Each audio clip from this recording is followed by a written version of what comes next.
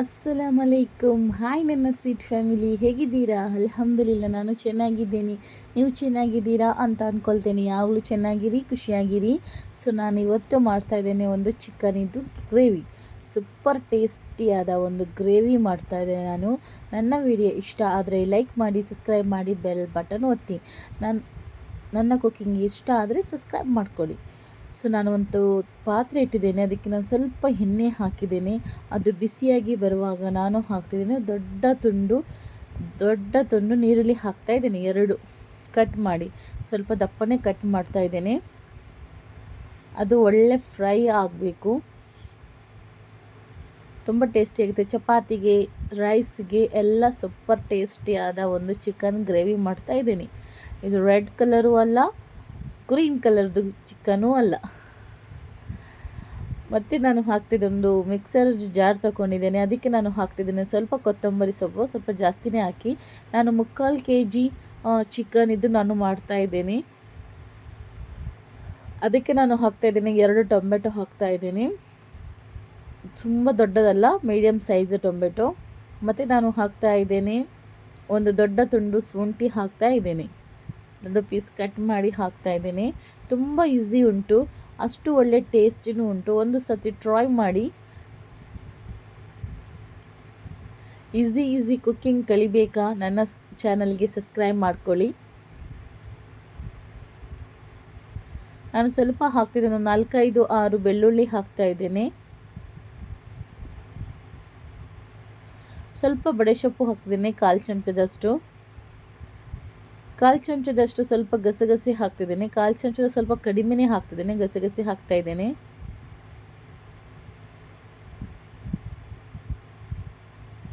ಇದು ಬೇಕಾದರೆ ಹಾಕ್ಬೋದು, ಇಲ್ಲಾಂದರೆ ಸ್ಕಿಪ್ ಮಾಡ್ಬೋದು. ನಾನು ಮತ್ತೆ ಹಾಕ್ತಾಯಿದ್ದೇನೆ, ಬೀಜ ಹಾಕ್ತಾ ಇದ್ದೇನೆ. ಒಂದು 10-15 ಬೀಜ, ಪೀಸ್ ಬೀಜ, ಅದನ್ನು ನಾನು ಅದಕ್ಕೆ ಹಾಕ್ತಾಯಿದ್ದೀನಿ. ನಿಮಗೆ ಗ್ರೇವಿ ಜಾಸ್ತಿ ಬೇಕಾದರೆ ಸ್ವಲ್ಪ ಜಾಸ್ತಿ ಹಾಕ್ಕೊಳ್ಳಿ. ಮತ್ತು ನಾನು ಹಾಕ್ತಿದ್ದೇನೆ ಬಿಳಿ ಎಳ್ಳು ಹಾಕ್ತಾಯಿದ್ದೀನಿ. ಇದು ಫ್ರೈ ಮಾಡಿದ ಎಳ್ಳು. ಇದು ಒಂದು ತವದಲ್ಲಿ ಸ್ವಲ್ಪ ಬಿಸಿ ಮಾಡಿಕೊಳ್ಳಿದ್ರೆ ಆಗುತ್ತೆ, ಇಲ್ಲದ್ರೂ ಆಗುತ್ತೆ. ನಾನು ಅಂಗಡಿಯಿಂದ ಫ್ರೈ ಮಾಡಿ ತಗೊಂಡು ಬಂದಿದ್ದೆ, ಹಸಿದ್ರೂ ಪರವಾಗಿಲ್ಲ. ನೋಡಿ, ನೀರುಳ್ಳಿ ಫ್ರೈ ಆಗ್ತಾ ಬಂತು ನೋಡಿ. ಈಗ ನಾನು ಇದು ಮಿಕ್ಸರ್ ಸಣ್ಣಾಗಿ ರುಬ್ಬಿ ತಗೊಂಡು ಬಂದಿದ್ದೇನೆ. ಇದು ನಾನೀಗ ಹಾಕ್ತಿದ್ದೇನೆ, ಈರುಳ್ಳಿಗೆ ಮಿಕ್ಸ್ ಮಾಡ್ತಾ ಇದ್ದೇನೆ. ಈಗ ನೀವು ಇದನ್ನು ಒಳ್ಳೆ ಫ್ರೈ ಆಗಬೇಕು, ಎಣ್ಣೆ ಮಧ್ಯದಲ್ಲಿ ಬಿಡ್ತದೆ, ಅಷ್ಟು ತನಕ ಫ್ರೈ ಮಾಡ್ಕೊಳ್ಳಿ.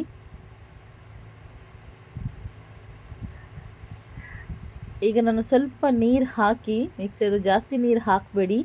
ಜಾಸ್ತಿ ನೀರು ಹಾಕೋದರಿಂದ ನೀವು ಹಾಕಿದ ಎಲ್ಲ ಹಸಿ ಅಲ್ವಾ, ಸೊ ಅದು ಸ್ಮೆಲ್ ಅದೇ ಥರ ಇರುತ್ತೆ, ಸ್ಮೆಲ್ ಹೋಗಲ್ಲ.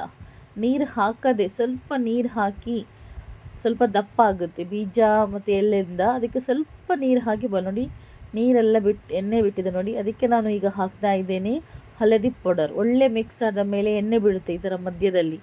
ಆ ಟೈಮಲ್ಲಿ ನೀವು ಹಾಕಬೇಕು, ಸ್ವಲ್ಪ ಹಳದಿ ಪೌಡರ್ ಹಾಕಬೇಕು, 1/4 ಚಮಚದಷ್ಟು. 1 ಚಮಚದಷ್ಟು ನಾನು ಮೆಣಸಿನ ಹುಡಿ ಹಾಕ್ತಾ ಇದ್ದೇನೆ. ಮೆಣಸಿನ ಹುಡಿ ಫಸ್ಟ್ ಹಾಕಬಾರ್ದು ಎಣ್ಣೆಯಲ್ಲಿ, ಯಾಕಂದರೆ ರೆಡ್ ಕಲರ್ ಗ್ರೇವಿ ಬರುತ್ತೆ.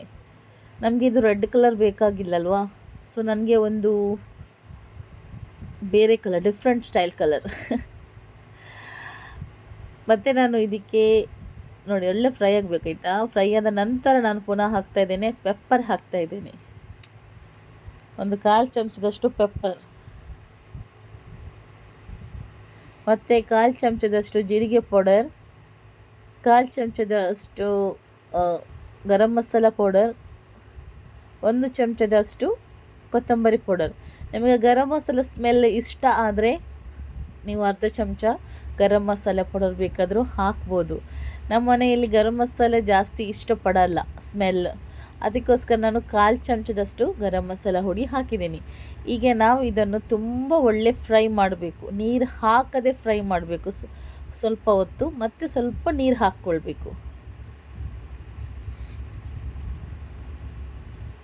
ಒಳ್ಳೆ ಫ್ರೈ ಮಾಡಿ, ಎಣ್ಣೆ ಬಿಡ್ತದೆ ಅಷ್ಟು ತನಕ ಫ್ರೈ ಮಾಡಬೇಕು. ಯಾಕಂದರೆ ನಾವು ಇದಕ್ಕೆಲ್ಲ ಹಾಕಿದ್ದು ಹಸಿದರಿಂದ ಹಸಿ ವಾಸನೆ ಬರುತ್ತೆ, ಮತ್ತು ಗ್ರೇವಿ ಒಳ್ಳೆ ಆಗಲ್ಲ. ನನ್ನ ವಿಡಿಯೋ ಸ್ಕಿಪ್ ಮಾಡದೆ ನೋಡಿ ಪ್ಲೀಸ್. ಆವಾಗ ನಿಮಗೆ ರೆಸಿಪಿ ಗೊತ್ತಾಗುತ್ತೆ. ಅದರಲ್ಲಿ ಒಂದು ಮಿಸ್ ಆದರೆ ನಿಮ್ಮ ಡಿಶ್ ಹಾಳಾಗುತ್ತೆ. ಮತ್ತು ನೀವು ಹೇಳಬಾರ್ದು ರಾಜಿಕಿ ರಸೋ ಇದ್ದು ರೆಸಿಪಿ ಒಳ್ಳೆ ಆಗಲಿಲ್ಲ ಅಂತ. ನೋಡಿ ಎಣ್ಣೆಲ್ಲ ಯಾವ ಥರ ಬಿಟ್ಟಿದೆ ನೋಡ್ತೀರಲ್ಲ, ನೋಡಿ ಈಗ ಅದು ಒಳ್ಳೆ ಫ್ರೈ ಆಗಲಿ, ತುಂಬ ಒಳ್ಳೆ. ಪುನಃ ನಾನು ಅದೇ ಥರ ಮುಚ್ಚಿಡ್ತೇನೆ, ಪುನಃ ಓಪನ್ ತೆಗೆದು ಪುನಃ ಅದೇ ಥರ ಫ್ರೈ ಮಾಡ್ತೀನಿ. ಅದು ಮಾಡಿ ಮತ್ತು ಸ್ವಲ್ಪ ಎಣ್ಣೆ ಎಣ್ಣೆ ಅಲ್ಲ, ನೀರು ಹಾಕಿ ಮತ್ತು ಫ್ರೈ ಮಾಡ್ತಾಯಿದ್ದೀನಿ. ಎಣ್ಣೆ ಅಲ್ಲ ನೀರು, ಆಯಿತಾ, ಮಿಸ್ ಆಯಿತು ಹೇಳುವಾಗ. ಎಣ್ಣೆ ಬರಬೇಕು ಅಷ್ಟು ತನಕ ಫ್ರೈ ಮಾಡ್ತಾ ಇರಬೇಕು. ತುಂಬ ಹೊತ್ತು ಫ್ರೈ ಮಾಡಬೇಕು, ಒಂದು 10-15 ನಿಮಿಷ ಫ್ರೈ ಮಾಡಬೇಕು. ಮತ್ತು ನಾನು ಹಾಕ್ತಾಯಿದ್ದೀನಿ ರುಚಿಗೆ ಬೇಕಾದಷ್ಟು ಉಪ್ಪು. ನಮಗೆ ಉಪ್ಪು ಮತ್ತು ಕೊತ್ತಂಬರಿ ಸೊಪ್ಪು ಬೇಕೇ ಅಲ್ವಾ. ಮತ್ತು ಇವಾಗ ನಾನು ಹಾಕ್ತಾಯಿದ್ದೀನಿ ಚಿಕನನ್ನು ಕ್ಲೀನ್ ಮಾಡಿ ತೊಳೆದು ನಾನು 3/4 kg ಚಿಕನನ್ನು ಮಾಡ್ತಾಯಿದ್ದರು. ಜಾಸ್ತಿ ಚಿಕನ್ ಆದರೆ ಸ್ವಲ್ಪ ಮಸಾಲೆವನ್ನೆಲ್ಲ ಸ್ವಲ್ಪ ಜಾಸ್ತಿ ಹಾಕ್ಕೊಳ್ಳಿ ಅಷ್ಟೇ. ನನ್ನ ಮಗು ಎದ್ದ.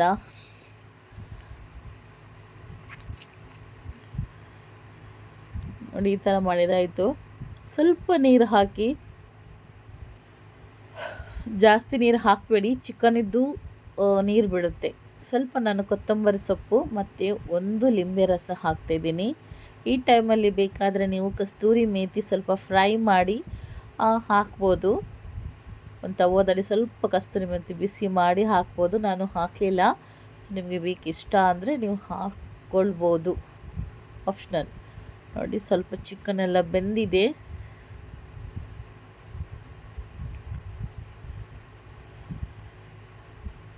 ನಿಮಗೆ ಈಗ ಇದು ಗ್ಯಾಸನ್ನು ನಾವು ಆಫ್ ಮಾಡಿ ಅರ್ಧ ಗಂಟೆ ಆದ ಮೇಲೆ ನಿಮ್ಮದು ಗ್ರೇವಿ ಸ್ವಲ್ಪ ದಪ್ಪ ಆಗುತ್ತೆ. ಯಾಕಂದರೆ ನಾವು ಬೀಜ ಮತ್ತು ಎಳ್ಳು, ಬಿಳಿ ಎಳ್ಳೆಲ್ಲ ಹಾಕಿದೆ ಅಲ್ವಾ, ಅದಕ್ಕೋಸ್ಕರ.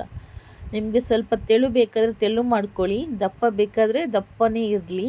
ನಾನು ಸ್ವಲ್ಪ ಗ್ರೇವಿ ಸ್ವಲ್ಪ ದಪ್ಪನೇ ಹಿಡ್ಕೊಳ್ತೀನಿ. ಇದರಲ್ಲಿ ಸ್ವಲ್ಪ ದಪ್ಪ ಇದ್ರೇ ಸ್ವಲ್ಪ ಟೇಸ್ಟ್ ಜಾಸ್ತಿ ಆಗೋದು. ಮತ್ತು ನೀವು ಯಾವುದು ರೆಸಿಪಿ ಅಷ್ಟೇ ಆವಾಗ ಮಾಡಿ ಆವಾಗ ತಿನ್ನಬೇಡಿ, ಸ್ವಲ್ಪ ಅರ್ಧ ಗಂಟೆ ಬಿಟ್ಟು ತಿನ್ನಿ. ಚಿಕನ್ ಎಲ್ಲ ತುಂಬ ಮಸಾಲೆ ಎಲ್ಲ ಎಳೆದು ಸೂಪರ್ ಟೇಸ್ಟಿ ಆಗುತ್ತೆ. ಫಿಶ್ ಕರಿ ಆಗಲಿ, ಚಿಕನ್ ಆಗಲಿ, ಮಟನ್ ಆಗಲಿ, ವೆಜ್ ಬೇಕಾದರೆ ಆವಾಗವಾಗ ತಿನ್ಬೋದು, ನೋ ಪ್ರಾಬ್ಲಮ್.